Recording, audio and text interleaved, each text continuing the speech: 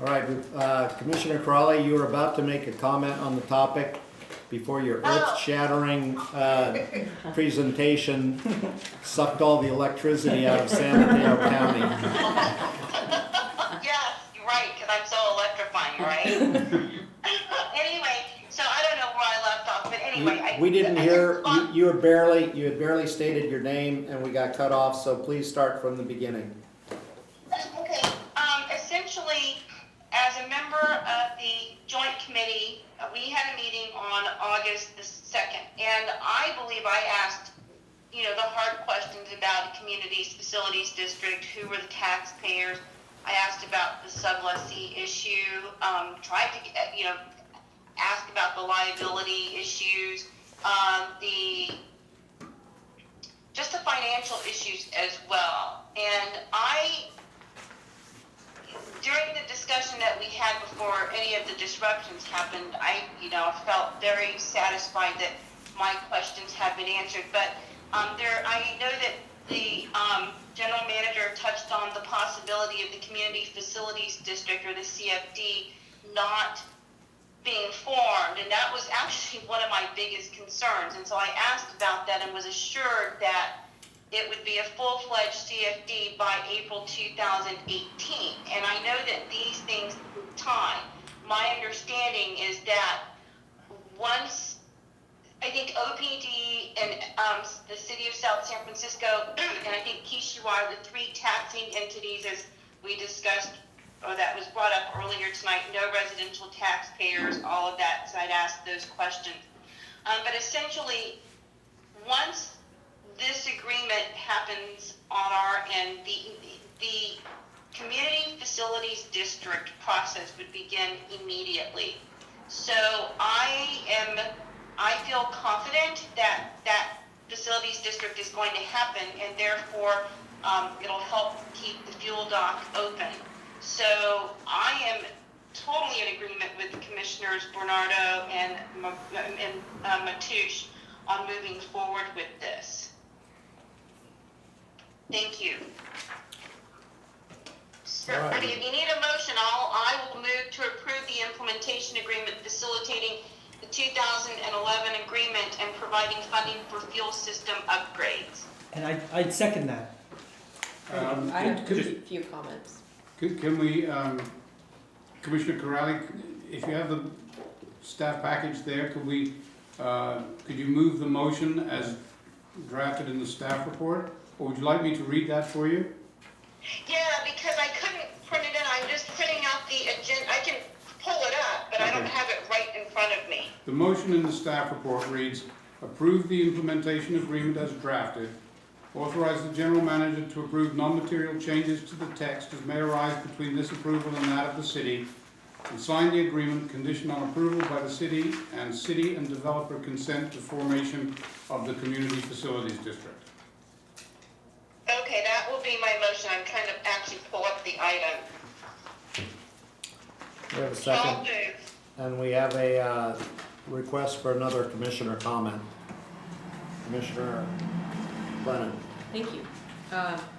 So I'd like to point out that a letter was sent on June 19th, 2017 from our general manager to Oyster Point Development, LLC, in which all of the unsafe and hazardous conditions of the fuel system are detailed quite extensively, along with photos and so forth. In this letter, our general manager is telling Oyster Point Development that they need to fix all of these things because they are clearly out of compliance with their lease agreement with the Harbor District. There's also a second letter from our general manager, which is earlier, dated March 24th, 2017, which basically says the same thing. It's just a shorter version, but it's telling the leasee for the fuel system parcels that they must get in compliance with their lease, and that's Oyster Point Development. Clearly that did not happen. They did not make any of the improvements that were needed to address public safety and our staff safety. And so none of that work happened per the lease that specifies that they must make those repairs. On May 26, 2017, there was a memo from Anchor QEA, which the city of South San Francisco paid for. And this is a Oyster Point Fuel Dock Condition Assessment and Recommended Repairs and Replacement Report.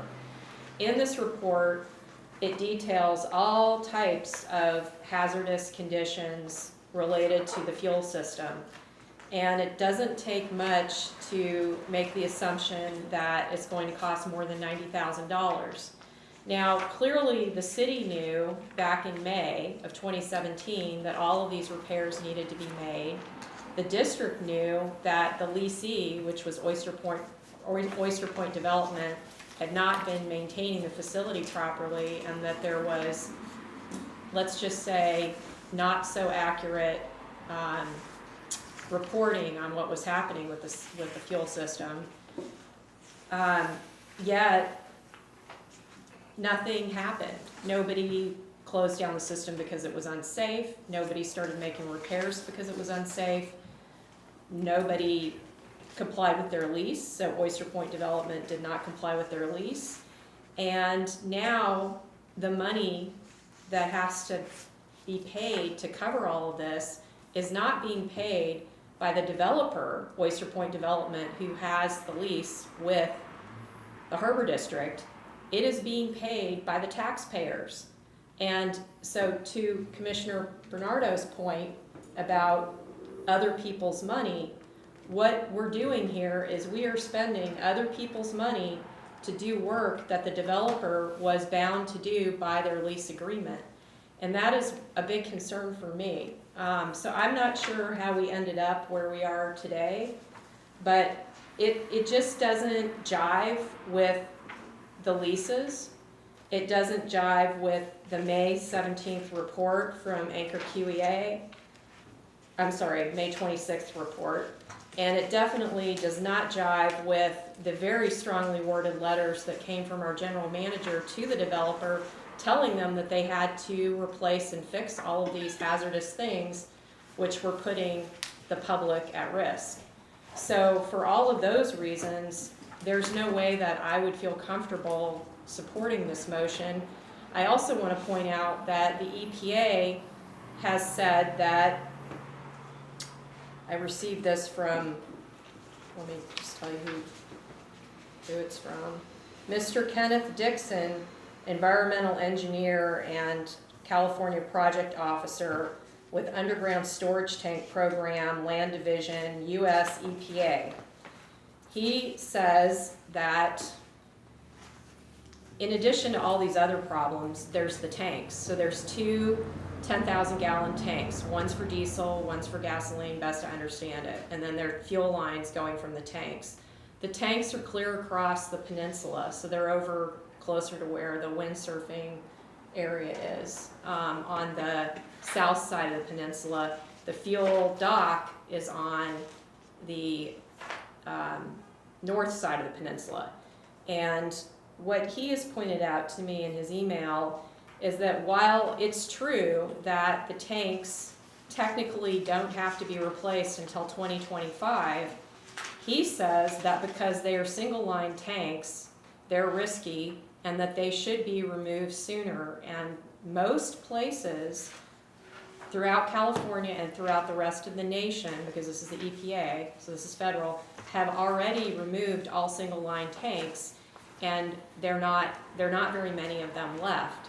So he says here, I quote, "Many releases are discovered during tank removal, so it would behoove California's single-walled UST owners," that would be us, if we approve this agreement, "and operators," and that would be us, to remove their tanks, close/remove their tanks well before the end of 2024.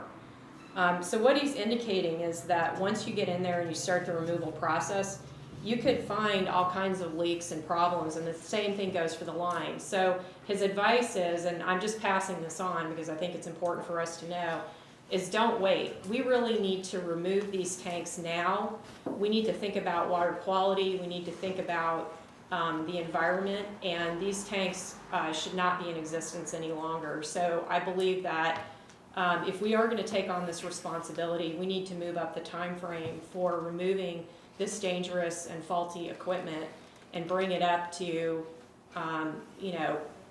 2017 standards, because this is just really appalling, the state of disrepair all of this equipment is in, and it is a safety hazard, and it's not good for our environment. We already know the tanks are located in a landfill. There are all kinds of issues with subsidence. The lines have been affected by subsidence. It's highly likely that there are leaks happening, and there have been documented leaks associated with the system already. So if the board chooses to take on this responsibility, and President Mateusz wants to take the wheel, I think he should drive the process for cleaning up this mess ASAP. Thank you. Any other commissioner comments? Do we have a roll call? Commissioner Bernardo? Aye. Commissioner Chiancarelli? Aye. President Matoush? Aye.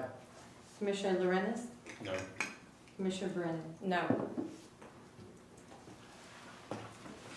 Motion passes. Moving on to item 12, Oyster Point Marina Committee scope. May we have a staff report? Thank you, President Matoush. On July 24th, 2017, pursuant to Commission direction, the Oyster Point Committee met and approved the following scope. In addition to being the representatives to the Joint Oyster Point Liaison Committee, the duties are described in the Joint Powers Agreement with the City of South San Francisco. The Oyster Point Committee of the San Mateo County Board of Harbor Commissioners, the Commission, shall be the forum for review and analysis of items related to the management, operation, maintenance, and improvement of the Oyster Point Marina Park, OPM, and shall report and make recommendations to the Commission as necessary. Primary staff support will be from the General Manager and/or Director of Operations. Unless otherwise noticed, meetings shall be held quarterly on the first Tuesday of each fiscal quarter at the Harbor Master's office at OPM at 4 p.m. So the committee recommends that this commission approve the draft scope for the Oyster Point Committee. Any comments from the commission? I have a couple, but if someone would like to go first, I'm more than happy to wait. Do you want to pause for a moment to try and dial the phone to get out? Are you still with us, Commissioner Chiancarelli? Yeah, I'm here, I'm listening, yeah. We were thinking of trying to dial you on the landline. Okay, that's fine, whatever works, I'm here. This phone's working fairly well. Yeah, let's not worry about it. Okay. If Yeah. Steve doesn't mind, I'm fine with being on his speakerphone. All right, so far it's a nice loud speakerphone, so it's working. So long as the public can hear, I'm fine. Yep. Yes. Thanks. All right, commissioner comments on item 12.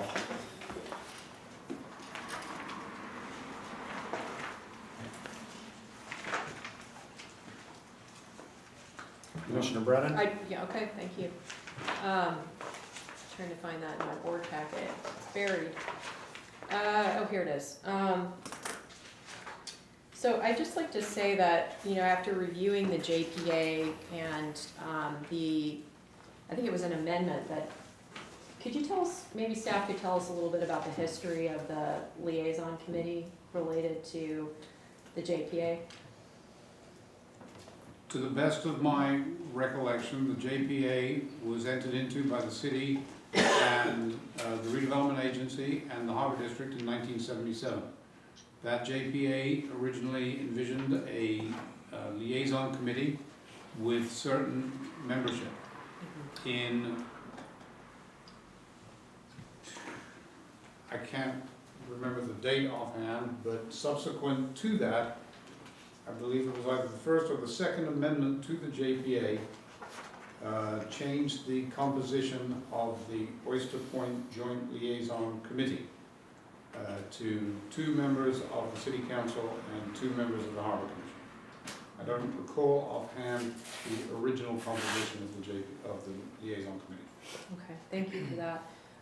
I'd just like to say what I've said before, which is I don't think that the way that the current liaison committee is set up is serving the district well during the time frame where we're going to be considering making potentially changes to the JPA or coming up with a new management agreement with the city of South San Francisco. I think that we would be better off re-envisioning how we should meet and communicate, because what's happening with the liaison committee is the board members who are currently on the committee, or whoever's on the committee, doesn't matter who, are able to receive information and ask questions of staff that the rest of the board is not able to. So it's a missed opportunity where board members are not as informed as they should be. And these things are very complicated. This joint powers agreement was put together in the 70s. It's extremely hard to understand. In fact, I know our own attorney is trying to make sense out of it, and we are waiting for a memo from our council regarding how to interpret the JPA.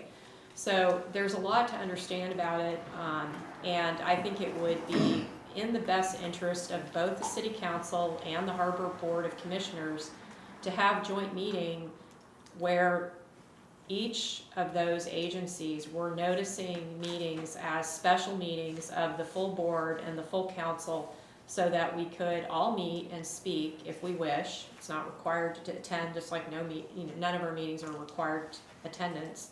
But if one wanted to, they could show up and ask questions and get information so that we'd be more informed. This would alleviate a lot of the research that I have to do on my own, because I'm not able to ask the city staff questions during the liaison committee meeting or bring up the concerns. And I think it would be a much cleaner and more transparent and more public-friendly process. So I'd just like to suggest that we look at re-envisioning how the City Council and the Harbor Commission are communicating together and how the public is receiving information as well. So that's pretty much the same comment I made at the liaison committee meeting. Thank you. Any other Commissioner Lorenz? So I did go to a joint meeting and found it very frustrating, because while information was flowing between the 2 commissioners that were there and the City of South San Francisco and staff, I couldn't ask any questions. So I stopped going. And I agree with Commissioner Brennan, and like I said earlier, this is an important decision that needs to be made. And while some might characterize dissent as not being in the public interest, I think we really do care about what happens with the Harbor District and with South San Francisco. And my biggest concern, as I've been saying, is that it's not truly a public process. The commissioners should have a right to ask questions of the folks in South City when these things are being asked. The meeting I attended, there was a lot of back and forth, and I had no opportunity to discuss or even ask clarifying questions. So I've been frustrated by that, and I completely agree with you that it didn't occur to me that a joint meeting would work. It seems like a great idea. It is customary for other agencies that have JPAs to have joint meetings, so it's not as if it's a new idea, actually. It's something that happens, and we could do that. It is an option to do that. And actually, I'm interested in other commissioner comments on why you would not want to do that. if you have any. Can- Okay. I'm sorry, if I may just point out, excuse me, Commissioner Lorenz, this is for the Oyster Point Committee, which is. The liaison committee. No, this is only about our Oyster Point Committee, that's what it says. In addition to being the representatives to the liaison committee, whose duties are described, because that's embodied somewhere else. This is this committee, which is 2 commissioners here, who can meet without Right. South City. It's a standing committee with the representatives to the liaison committee. So, I just So wanted it to would clarify also- that. That's a good clarification, Yeah. thank you. And in my view, actually, like I said in my statement earlier, I don't see, I actually believe that if Commissioner Bernardo, for example, would like to join a finance committee meeting, that it be noticed that another commissioner is going to be there, and that way he could join the meeting at his pleasure, and he could ask questions. It would not be a Brown Act violation, and it seems to me that it would be in the spirit of the Brown Act to allow him to do that. And I'd just like to make one last comment, if I don't Sure. want to interrupt you. Just on your point, Mr. McGraw, what we're talking about here is a committee that is directly related to the liaison Yes. committee. So it is on point. It is talking about the full, the way that this committee functions with the other body, which is an integral part of the purpose of the committee. So I just want to clarify that these concerns really are on point, they are relevant. So I just, There is absolutely a nexus. Okay. Yes, but the. I heard you, yeah, I heard you, thank you. I just wanted to jump in with that. Well, the agendized item is simply to look at the scope of the Oyster Point Marina Committee. And while the commissioners bring up good points, they're not on the agenda for discussion tonight, and they could be agendized in the future. We do have a public comment on this issue. John Olin. First, Robert, the face making, the head nodding, you were the one who knew was the master of the universe that put the district in the horrible situation they have with cartel management. You know it for a fact, so I think you might want to change the attitude.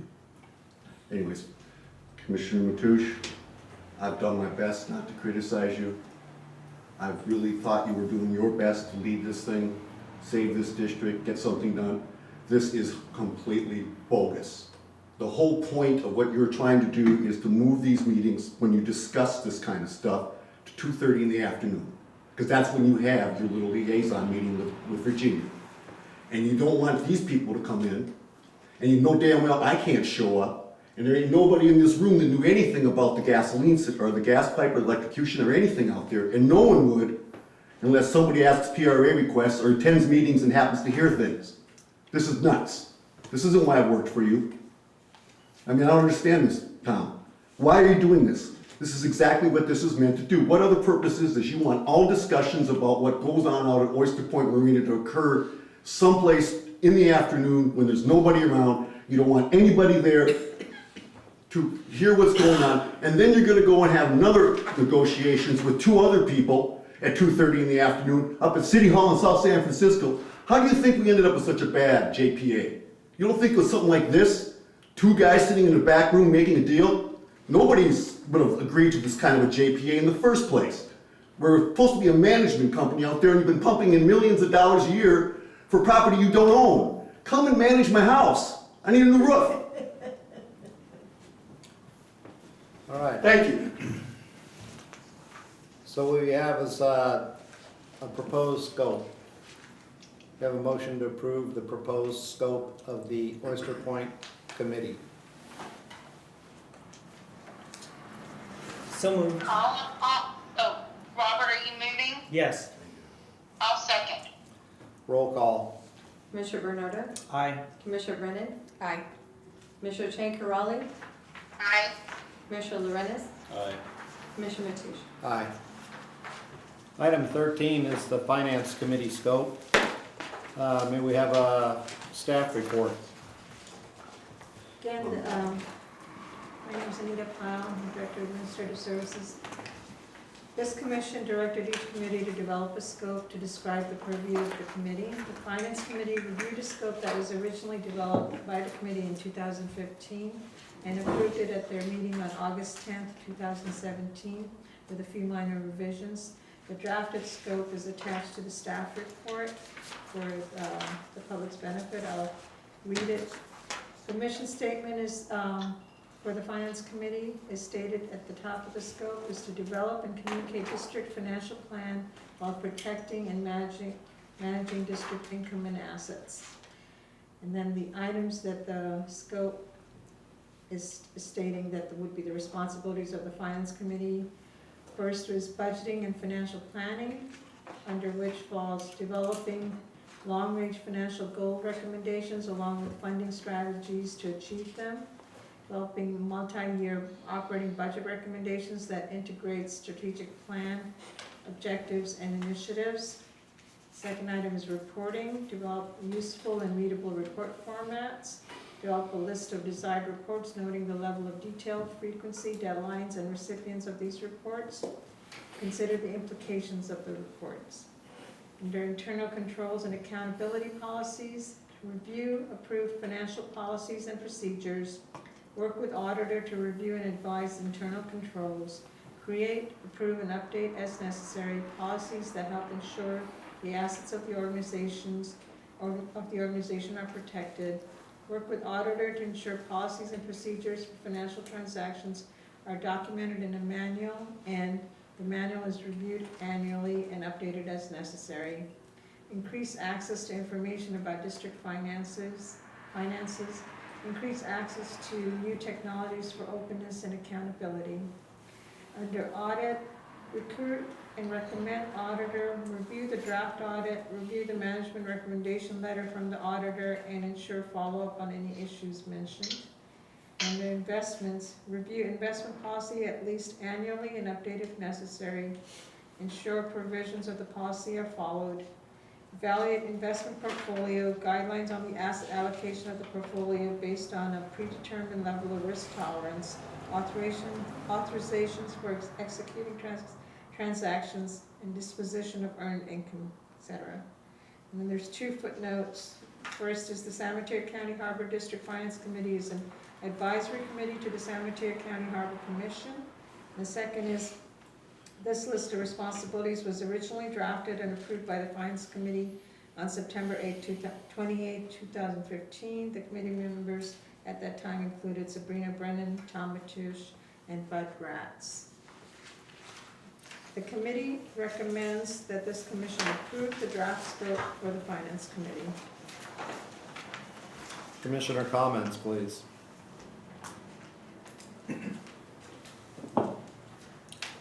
My only comment is I'm surprised I slept through letting audit not appear in one section rather than two.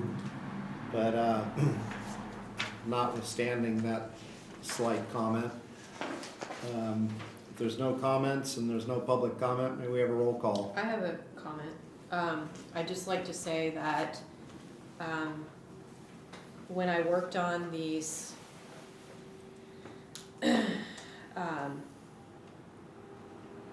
this Finance Committee list of responsibilities with Commissioner Matoush and a member of the public, Bud Ratz, who was also on the Finance Committee when I first started a Finance Committee in 2015.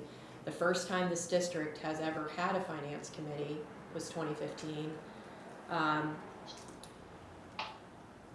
We worked together on this, and it has served us well. I was very disappointed to hear tonight that President Matoush has removed me from the Finance Committee. I'm very disappointed about that, and I don't think that that is appropriate whatsoever. I just want to make sure that you understand how disappointed I am. I've worked very, very hard on this committee to get it started and to keep it going. And I've worked hard with members of the public who participated with the committee. and I think it's been our most vibrant committee that this district has ever seen. And it is the committee that the grand jury and LAFCO said that we needed to have. And I've kept this committee going and worked hard to keep it going. So I feel that your decision disrespects me and disrespects the work that I've done. So I just want to make sure you understand how I feel about that. I'm very disappointed. May I comment? Go ahead. Well, first of all, I would like to say that the members of the public that worked with the Finance Committee, Bud Rats and the pub, especially Bud Rats, but also other members of the public who attended the meeting. Ed Carter is an example of one. I think he's here. Have done a great job. They've educated me because I'm a complete novice with respect to Harbor District finances. I agree with Sabrina. She's done a spectacular job driving it. I can understand your frustrations. I don't really see how the two are related. And I'd like to say, and I don't know if I'm allowed to do this, but I think I would like to leave the Finance Committee, and you can assign Robert, maybe he'll actually go to that meeting. And while I'm at it, I might as well ask if you can either assign someone to the Sand Replenishment Committee or just disavow the committee, because the public's been wanting us to meet. And I'm happy to serve on that committee, and I'm also happy to serve on and reestablish our Water Quality Committee, which you removed from the district. That was also a committee that you were on that you failed to attend any meetings or set up any meetings for quite a while, so. Actually, I didn't do that, Tom. That's not correct. What is correct? All right, so the Finance Committee is basically inoperative at this moment because there's one member, and we will look at repopulating. What member is there? Virginia Chang Crawley. Okay, thank you. And Tom? Virginia. So, but that, it's inoperable, but it's still a standing committee, correct?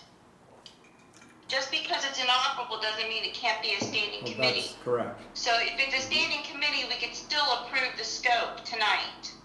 Correct. It isn't populated is all. Correct. Right, but it's still a standing committee, so I would move to approve the scope of the Finance Committee as drafted. Second? I'd just like to comment that that's really, that I appreciate Commissioner Corrali's support for the scope that I wrote when I founded the committee. Thank you. Roll call, please. President Mateusz? Aye. Commissioner Lorenz? Aye. Commissioner Chang Corrali? Aye. Commissioner Brennan? Aye. Commissioner Bernardo? Aye. Item 14 passes. Or item 13. Item 14, the Board of Harbor Commissioners Devices Policy 3.1.0. May we have a staff report, please? And I believe we also have an amended piece of paper here. We do have an amended staff report and exhibit to the staff report. President Mateusz, thank you very much. Again, to start with the recommendation, you do have an amended policy, and staff recommends that you adopt this policy as drafted. I would be remiss if I did not at this point recognize our administrative analyst, Laura Hodges, who's in the audience, for the stellar work she did on drafting this policy, researching other policies and combining them into this. This is a new policy, and it has been drafted in accordance with all the relevant ordinance, code, and policy sections, and has been reviewed and compared against existing other policies that are out there. This is flowing from direction given at a June 7th meeting of the Board of Commissioners, where staff were directed to draft a policy regarding the district providing electronic devices, cell phones, tablets, or laptops to the commissioners, and to develop a menu of options. Commissioners have expressed interest in the efficiency, mitigation of environmental impacts, and convenience that electronic devices would provide. I don't believe there are significant fiscal implications to this, and as we have done with other items during the course of the first portion of this year, should there be any impacts on the operating budget, we can review that at the mid-year budget review in February. We would utilize our financial resources to purchase the equipment and to provide service plans and insurance. To work through the policy, in general, it talks about the issuance and ownership of the devices. It says that the devices will be owned by the district. That devices have a lifespan, so the commissioner should not necessarily have an expectation of a brand new device if there is a crossover in the terms of one commissioner terming out and a device having still useful life left. It's important to maintain a custody and control, so the district may require the delivery of any of those devices, for example, to fulfill Public Records Act requests at any time to the district office. The devices will be returned to the district on or before the last day of service of the commissioner. They will be broadband enabled and provided with a reasonable data plan, and will work with industry standards on replacement of those devices. The district will provide insurance. Commissioners will be responsible for uninsured loss or damage other than normal wear and tear. And any device that does get lost or stolen, the general manager should be notified as soon as possible. The devices will be supported and maintained by the district's approved IT provider. We'll establish district email accounts on those devices and prior to delivery. We'll install the applications as available to enable regular backup of data, including emails and text messages. We'll provide each commissioner with access to a secured folder on the server, so that if you're working on documents, you'll be able to place them on our server. You will not have access to any other part of the server. But similarly, this will facilitate the delivery of documents to the commissioners. Staff can easily place documents in that protected folder on the server. We're going to require that no software or applications installed other than directed by district IT, and the devices will be password protected, and we'll work with the commissioners on delivery of the devices to reset the password to something that works for the commissioner. We limit the usage. We recognize that sometimes it's simply not possible not to use a business device for a personal reason, but that should be limited and occasional. The commissioners should commit to not letting anybody else use their devices, and they should comply with all applicable federal, state, and local laws, including the district policies and government code sections. I think the commissioner should recognize that there's no real expectation of privacy on these devices. The communications, information, content is all the property of the district and may be subject to the Public Records Act requests. It's important for the commissioners to understand, as I said earlier about backup, that deleting a record from an electronic device does not necessarily mean the record cannot be retrieved. We have no expectation of personal privacy, and commissioners must disclose their passwords to the district upon request. That's the broad application of the policy as it applies to any device. The next sections are specific to smartphones.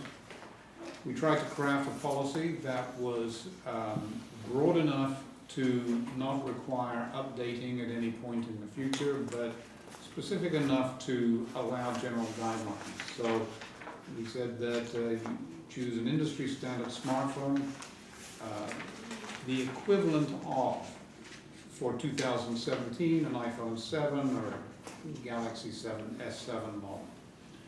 We recognize that by 2019, 2021, we may be on to the iPhone 20, and we don't want to have to rewrite the policy in order to accommodate the iPhone 20, but it will be, if that is the industry standard for regular use of phone, then that will be what will be provided. The phone will be provided with a district number. The bill will, of course, be paid by the district, but that phone will be the primary contact number for phone communications between staff and the commissioner. And then again, the commissioner should comply with all federal, state, and local laws. If you get a ticket for texting or using your phone without the appropriate hands-free devices, you're on your own. Laptops or tablets. The commission at the meeting of June 7th directed that a laptop or a tablet, but not both, be available on by choice to the commissioners. Again, we tried to develop standards. So the amended policy, up until this point, what I've been talking about has been consistent with the staff report as published. The amended policy that was distributed this evening says that the commissioners may choose an industry standard personal tablet or laptop computer suitable for general business purposes and as approved by the general manager, which for 2017 would be the equivalent of an iPad 4, a Samsung Tab S3, a MacBook Air, or Microsoft Surface Pro 4. That's the equivalency. The tablet or laptop computer may be on either the Apple iOS or Microsoft Windows operating system. Exhibit B is an option menu for the 2017 Commission of Devices, was deliberately not referenced in the policy itself, but in the staff report, once again, so that it can be updated without having to rework the policy. The updated menu that you have been distributed this evening adds, as I mentioned in the earlier, the Tab S3 and the MacBook Air. So with that, I'd be happy to answer any questions. We do have an acknowledgement of receipt form that we would ask each commissioner to sign on delivery of an item. Again, I can thank our admin analyst, Lo Hodges, enough for her work on this. She's also in the audience. I'm prepared to answer any questions if we've got them for her or for me. I just have a couple of comments. Commissioner Brennan. So I wanted to thank Ms. Hodges for her effort on this. I know that we've been talking about putting together a policy like this for 5 years, and we have someone new with us who made it happen, and I just want to thank you for that.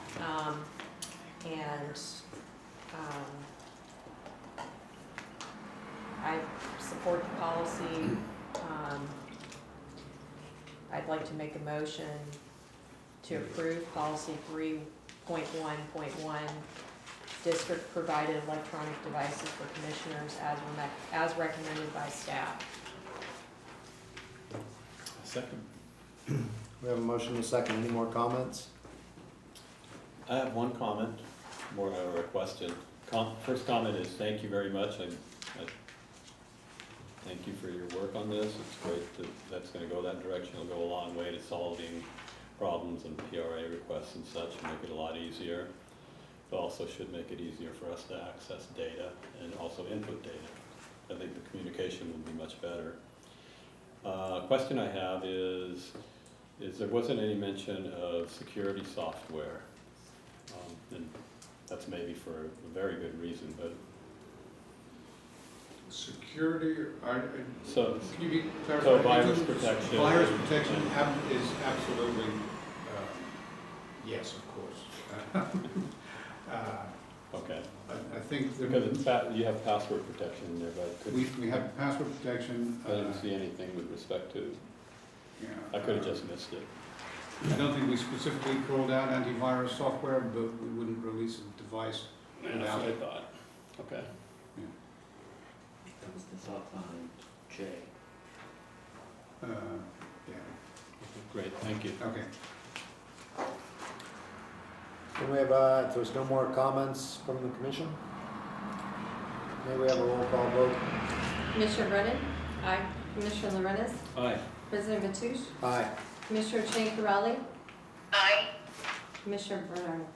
Aye. Our next step on this item then, commissioners will be to poll the commissioners to see what devices are requested so that we can start the acquisition process. Excellent. Moving on to item 15, the response to the San Mateo County Civil Grand Jury Report on the San Mateo County's Independent Special Districts website transparency update. May we have a staff report? The San Mateo County Harbor District received the San Mateo County Civil Grand Jury Report titled Can We See You Now? San Mateo County's Independent Special Districts website transparency update on June 19, 2017. There's only one finding and two recommendations listed in this report that applied to us. The finding stated that the district's website did not meet the Special District Leadership Foundation's minimum requirements as of the date of the grand jury report. The website lacked one component, and that was a description of the district's election process. The district agrees with this finding and has since addressed this missing requirement. The two recommendations that were stated: one, the district shall conform to the accepted criteria and current standards set by the Special District Leadership Foundation's transparency checklist on or before December 31st, 2017. The district has already implemented this recommendation by adding language to the district's website describing the election process for district commissioners. The second recommendation stated, the district shall take the necessary steps to maintain its website using the current standards set by the Special District Leadership Foundation so to provide pertinent information to its constituents and continue to qualify for the District Transparency Certificate of Excellence. As to this recommendation, the district already meets the Special District Leadership Foundation's checklist for website transparency. It will continue to improve its website as to provide all pertinent information to its constituents. At this time, the district must respond to the grand jury report within 90 days, no later than September 18, 2017, which indicates the response must indicate whether we agree with the findings and whether the recommendations have been implemented. And our response must also have been approved by this commission at a public meeting. Staff recommends a motion to approve the response to the grand jury report as drafted. This response is attached to the staff report. So moved. Second? Is there any committee discussion? I have a couple comments I'd like to make. Commissioner Brennan. So first I just wanted to thank the staff for helping, well, I'm not exactly sure how the whole process worked, but working with Streamline, who is our new web platform provider, to migrate our old website to our new website, and that's a big improvement. And with any website transition, there's always going to be things that need to get worked out along the way. So I think it's a work in progress. I know I've given some feedback. I haven't heard back from staff yet, but I've given kind of a list of things that I think we could do to make the website work better for the public. I don't imagine those things are going to get done immediately, but I think long term, there are things that we could be doing to kind of continue to smooth out the rough edges, and it's going to take time to get all that done. But I'd encourage the other board members to take a look at the functionality, and the public to take a look at the functionality of the website and give us feedback, because when staff receives feedback on how the website's working well or not working as well in other areas, it helps in figuring out, you know, how to make it better. And fortunately with Streamline, it's very easy to manipulate the website now. So instead of having to go to a graphic designer every single time the staff wants to upload a board packet or an agenda, now the staff is able to upload all of those things themselves, which saves the district money, and it also saves a ton of time for staff. So that's one of the big advantages of the new platform that we're working with, and Debbie's been doing a great job working with Streamline. Just wanted to mention this to everybody, and you know, at some point it might be good to have an agenda item about the website where we can kind of go over the new website, give feedback, and work on making it an even better website down the road, because all websites are always a work in progress, and that's just how, you know, I know from building many of them that that is just kind of the nature of the beast. So anyway, thank you. We have a motion and a second to approve. Any other commissioner comments? Roll call. Okay, Commissioner Bernardo? Aye. Commissioner Chancarelli? Aye. President Mateusz? Aye. Commissioner Lorenz? Aye. Commissioner Brennan? Aye. Right, item 15 passes unanimous. So now, commissioners may bring items before the Board of Harbor Commissioners. Tonight we have one item from Commissioner Brennan. I'd like to state that this is a long report. We have barely an hour, and we do have to cover bills and claims. So, do you believe we can?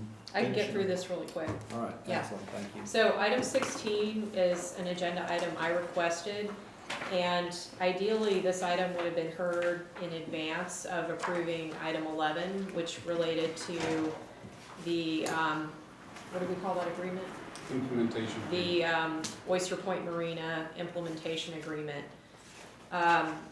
Because this was ordered in the way that it was by staff, it's sort of irrelevant at this point, but I will say that if in the future anybody wants information about sort of the backstory on how we ended up with the agreement that was approved in item 11 tonight, the implementation agreement, what's included in my report are documents such as the June 19th, 2017 letter from our general manager to Oyster Point Development, which is a 4-page letter that includes photos documenting all of the problems with the fuel system and asking the developer to repair or replace.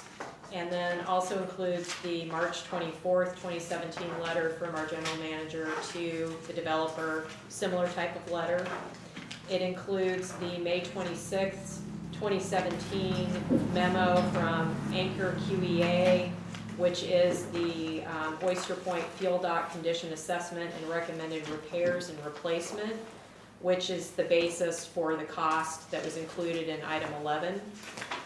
And what else do we have here? Oh, and there's lots of great photos in that condition assessment to get a sense of, you know, the disrepair, and it talks about the safety hazards, the electrocution hazards, all of those things are detailed in there.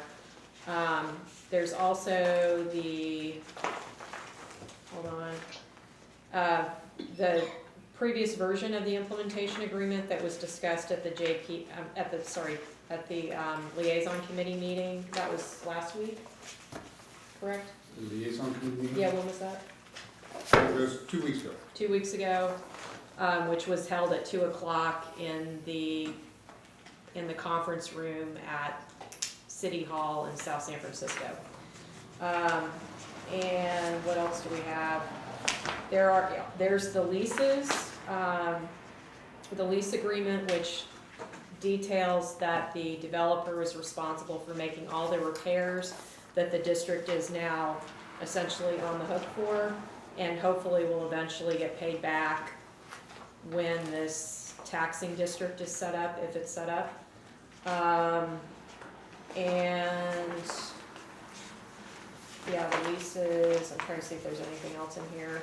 I just tried my best to include as much background information as anyone might need to understand how we're proceeding, and maybe it will be relevant down the road, who knows, but it is included in the packet, which is online, and so all of this information can be found with this agenda item, which is, what item is this, Tom? 16. Item 16, that's all.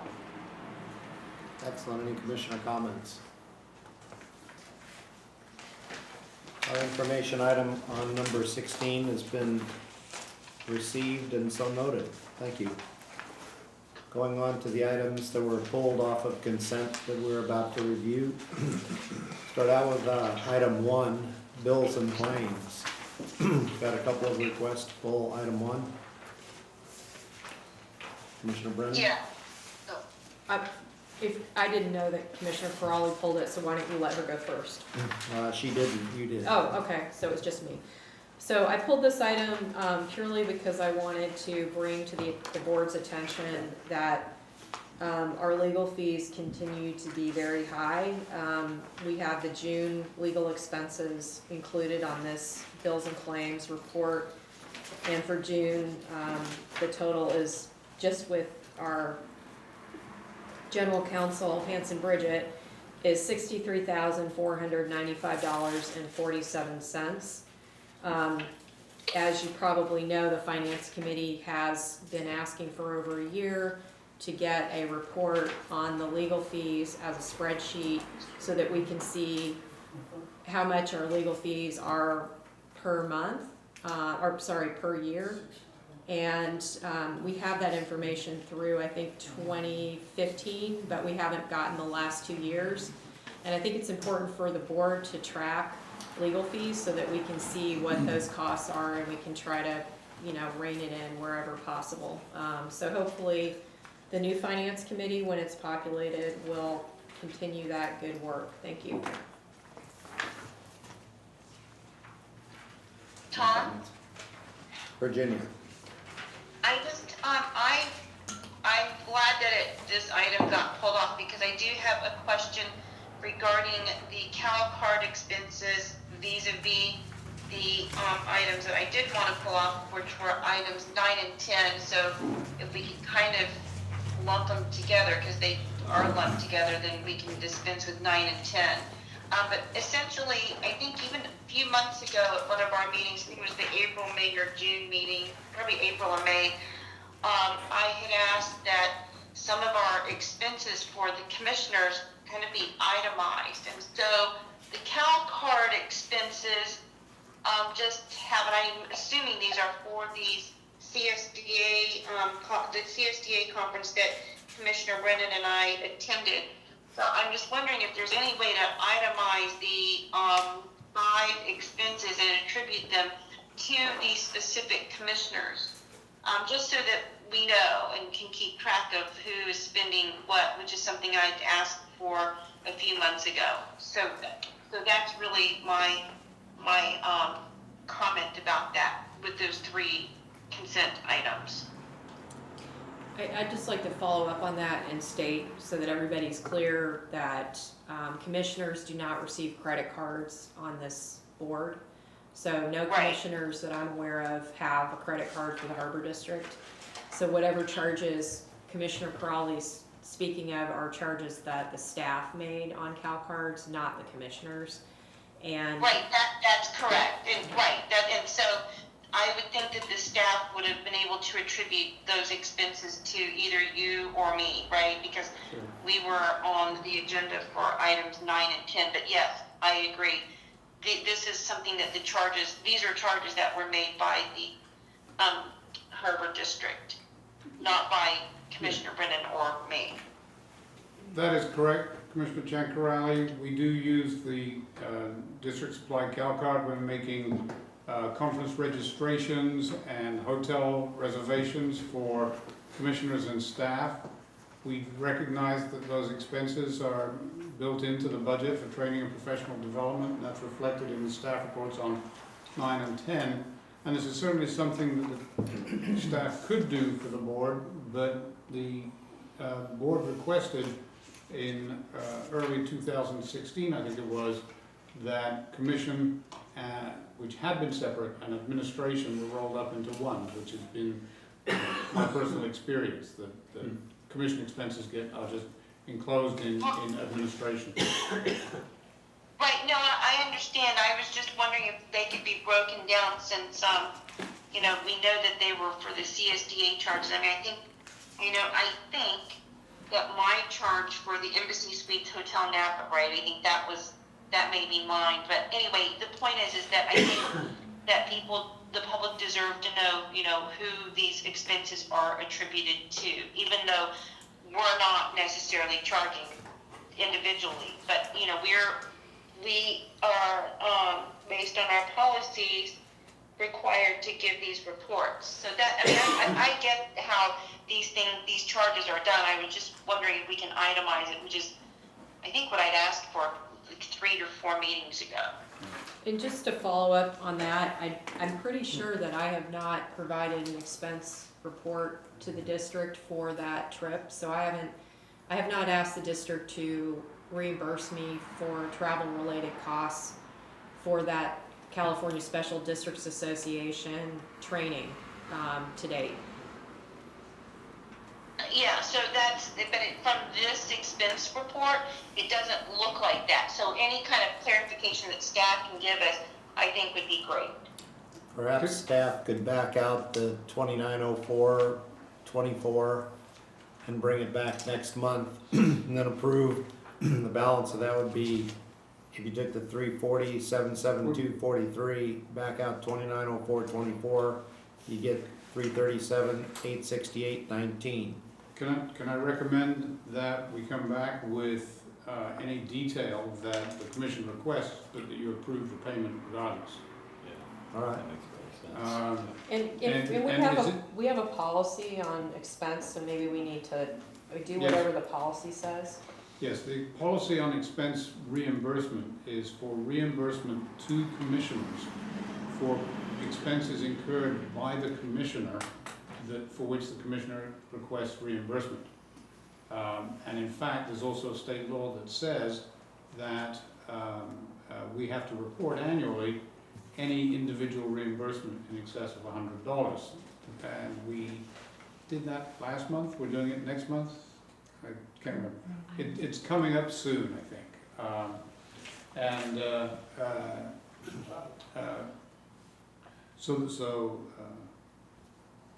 Lost my train of thought.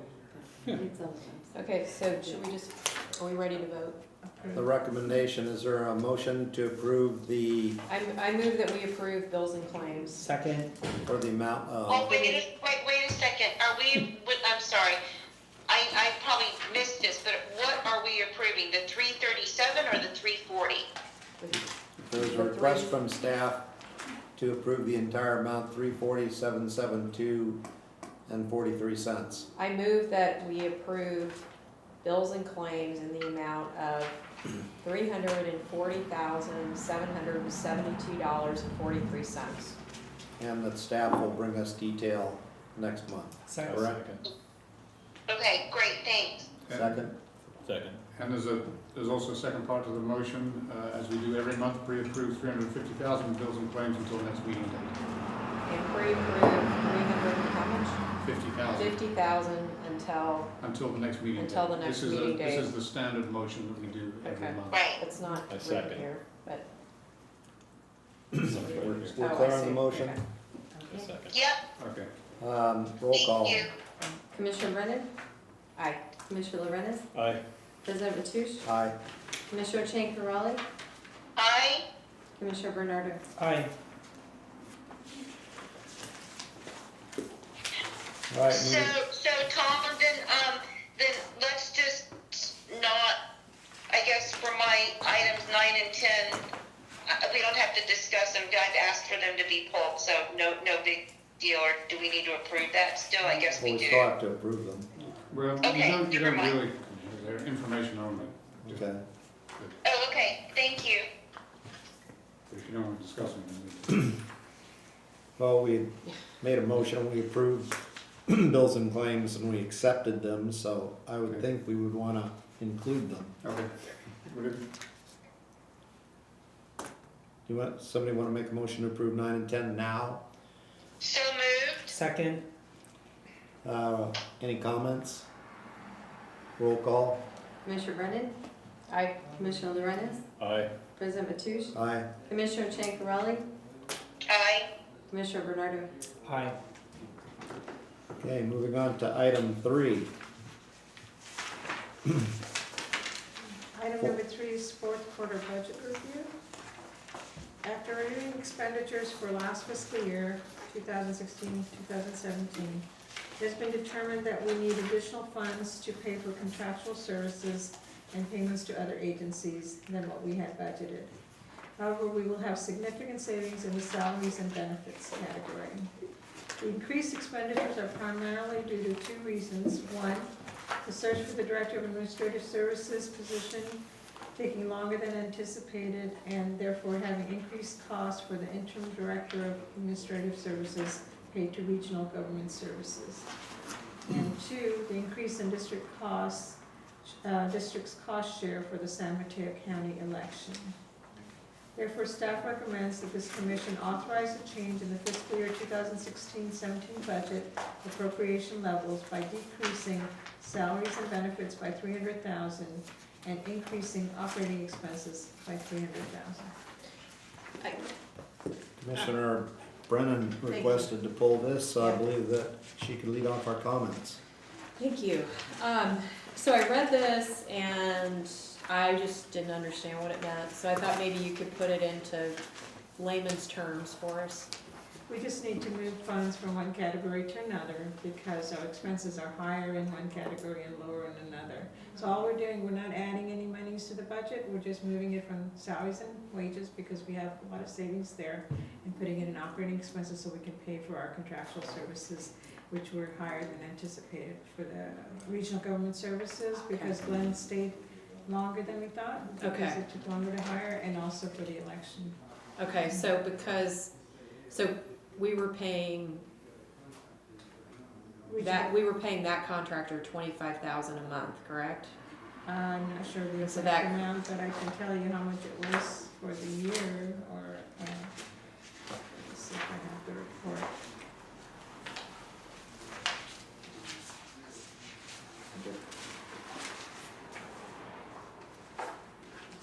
Here it is. Okay, for the operating expenses for, contract services, administrative, our budget, the original budget, was $480,700, and went up to $500,700. Now that includes all contracts, not just regional government services, but our expenses were, year-to-date actual were $756,000. So that's why we need additional monies for that. And our salaries and benefits, we have, also for the payment to other agencies, that's for the election costs. The original budget was $626,000, and the year-to-date actual was $812,000. So there was an additional expenditure. So in addition to RGS, the election cost has also added additional expense that we weren't expecting. Exactly. Okay, got it. And so we have extra money that's set aside for employees that we're not currently using, and we're reallocating that Exactly. to our consultants. Exactly. Okay, got it. Thank you.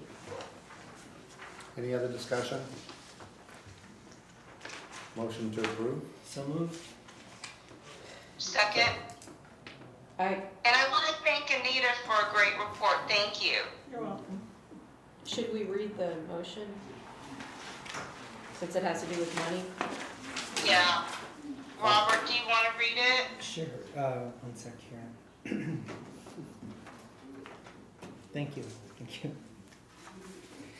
Okay, I move to authorize staff to decrease the appropriation level for salaries and benefits to $4,473,514 and increase the appropriation level for operating expenses to $3,554,997. Thank you. Did I hear a second I'll already? second. Okay, No, Commissioner. I already seconded. All right, may we have a roll call? Commissioner Bernardo, Aye. Commissioner Chiancarelli, Aye. President Mateusz, Aye. Commissioner Lorenz, Aye. Commissioner Brennan. Aye. Moving on to item 4, fourth quarter rent report, staff report.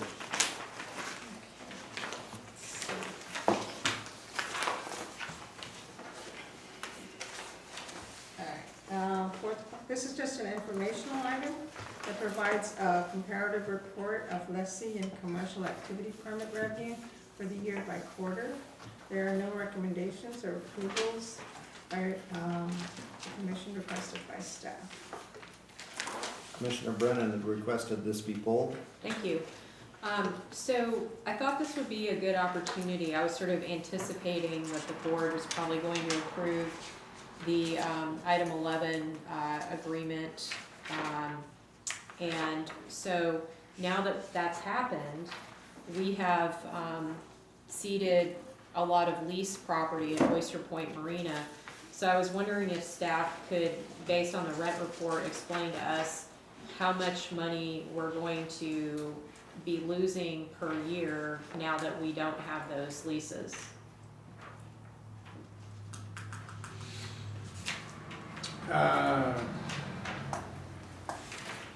Well, Wasn't that plugged into the budget already? yeah, we would have to go back and look at the budget. We could bring this information back to you. Was it over 200, I mean, could we just It- ballpark it it? is- It is over $200,000, and the loss of that revenue was anticipated, and that is reflected in the adopted 2017-18 budget. Budget. Okay, so the numbers, I just want to make it clear for the public, the numbers that you're seeing on this rent report, come next rent report, it's gonna look different, right? When will the effects? Well, let's see, the next rent report will be for the, First quarter, the first quarter, 3 months from now. and 3 months from now, we will have July, August, and September. So it won't be the first quarter rent report, it will look different, it'll be the second quarter Okay. rent report. Thank you for clarifying that, I really appreciate it. To the best of my knowledge and understanding. Okay, thank you. That's all I had. Any other questions on item 4? Motion to approve. I'll just- Information item only.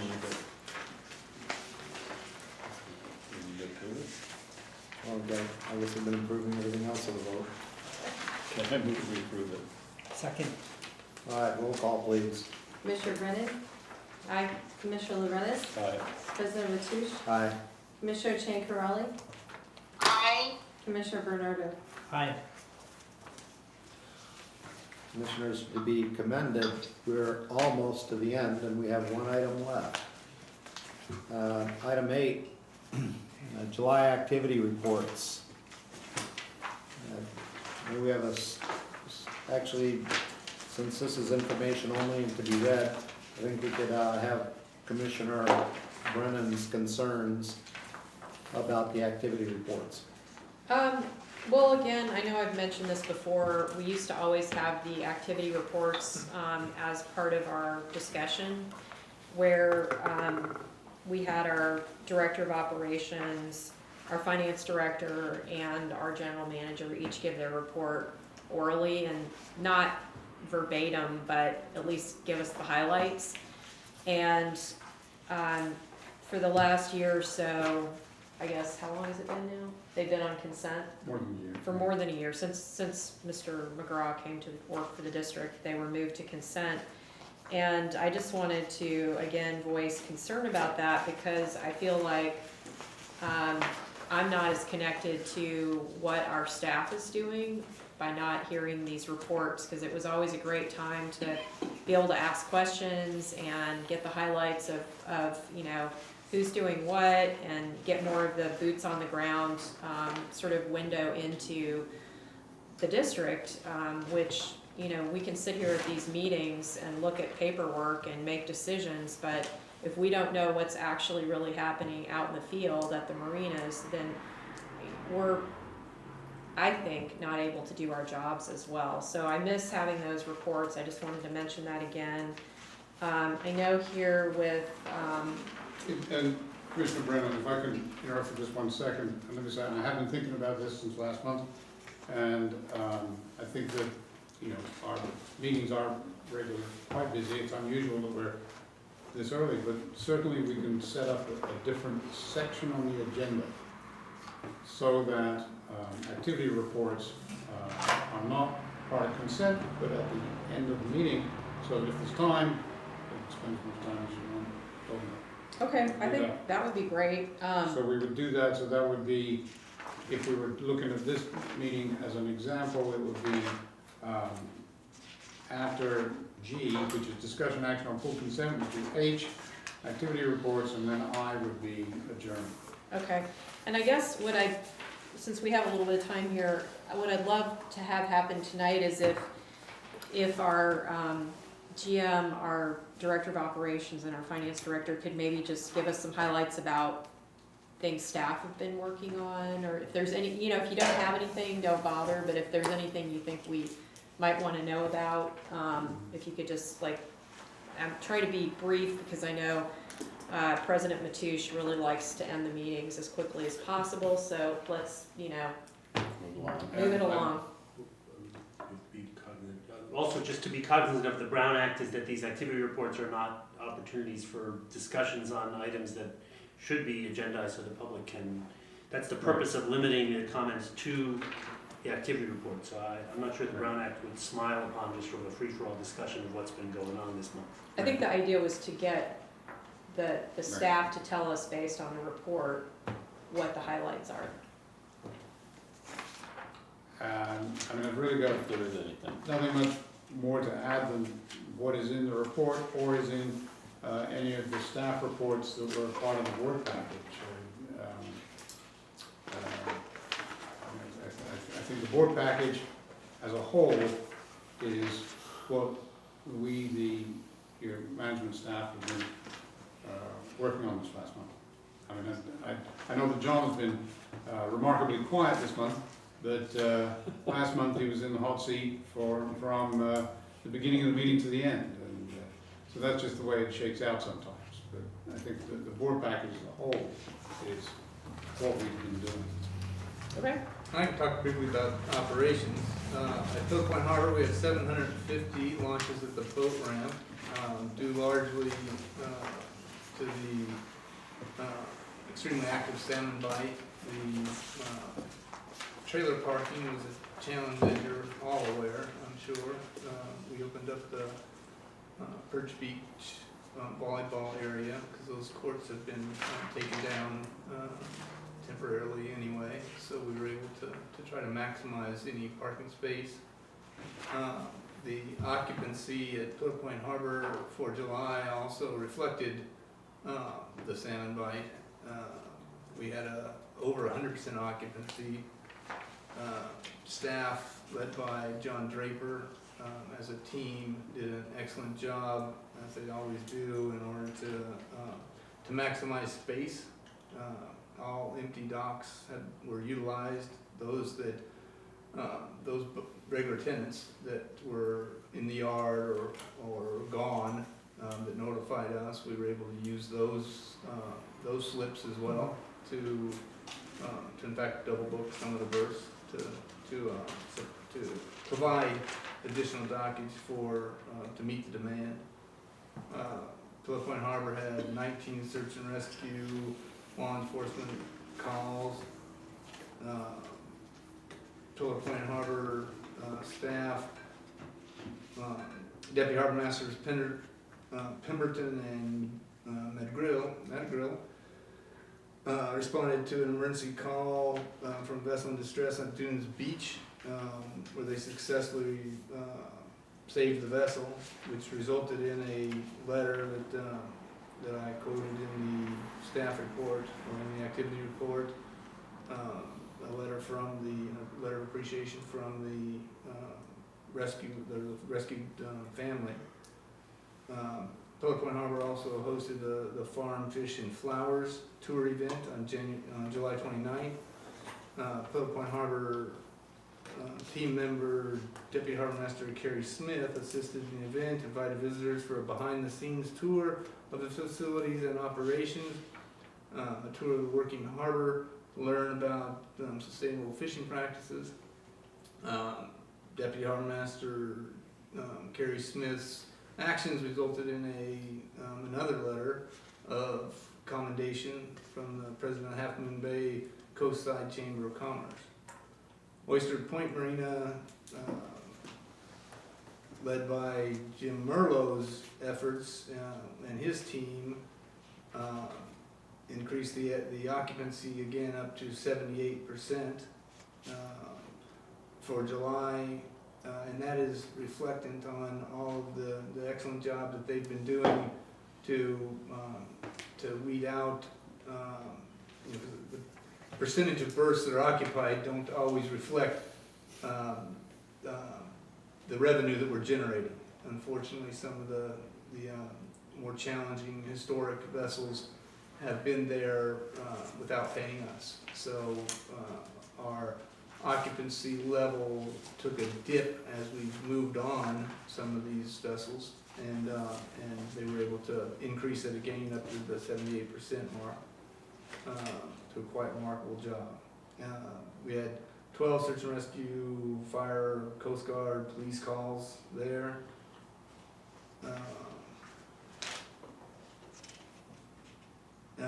The administration, myself, and our planner analyst have been continuing on trying to move all the projects forward. That's about all I have. Okay, as far as the district's administrative, finance, and human resource staff, most of everything is in the staff report, just some highlights. In July 2017, we received 3 new Public Records Act requests, 2 of which have been completed and 1 is in the process of being completed. Most of the prior requests have been either completed or had significant progress made in July and are on their way of being completed. The finance team implemented a new rates and fee schedule. We also have a new grants team now that includes finance staff as well as administrative staff, and they're continuing to research grant opportunities for the various capital improvement projects. We are continuing to perform the recurring accounts payable, accounts receivable, and payroll duties. We recorded majority of the year-end entries into the general ledger, ran year-end closing process and reports, moved to a more paperless accounts payable processing system, and worked on the 3rd draft of the audited financial statements, management discussion and analysis statement in response to the memo on internal controls. The human resource staff and the administrative staff completed all of the personnel action forms to implement the 3% salary increase and the 7% healthcare cost share as of July 1st, per the memorandum of understanding with the labor unions. Updated the district's organization chart, worked on the request for proposal for the strategic plan development, worked on initial drafts to revisions to district policies such as the policy on records management, and assisted with marketing for events such as Coastal Cleanup Day and National Marina Day. Those are the highlights. Any Thank other you. questions on item 8? I just appreciate the reports. Thank you very much. I'd just like to do one quick comment on that, and that's, this month I've had the opportunity to spend a little time with John, operations manager, and we're really lucky to have you here. I really appreciate your work and also just the way you deal with your staff. I really commend you on it. Thank you. Motion to approve item 8. So moved. Second. Roll call. President Mateusz, Aye. Commissioner Lorenz, Aye. Commissioner Shane Carali, Aye. Commissioner Brennan, Aye. Commissioner Bernardo. Aye. All right, the next regular meeting will be held on September 20th at the Municipal Services Building, 33 Arroyo Drive, South San Francisco, at 6:30 p.m. And with that, a motion to adjourn. So moved. Second.